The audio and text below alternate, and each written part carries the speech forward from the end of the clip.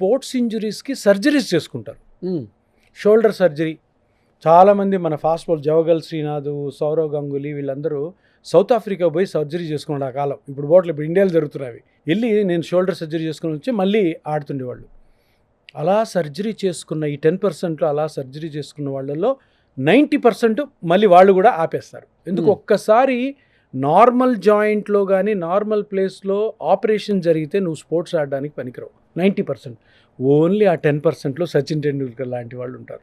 So sports injuries అని కానీ Indian government కరెక్ట్గా కానీ మేనేజ్ చేస్తే సూపర్ డూపర్ ప్లేయర్స్ తయారవుతారు. దీంట్లో బెస్ట్ ట్రీట్మెంట్ స్పోర్ట్స్ ఇంజరీకి సర్జరీస్ కాదు.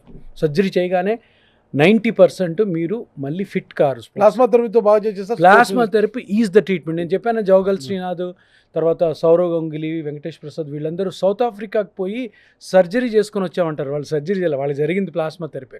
ప్లాస్మా థెరపీ చేసుకోవచ్చు అక్కడ చేసేవాళ్ళు.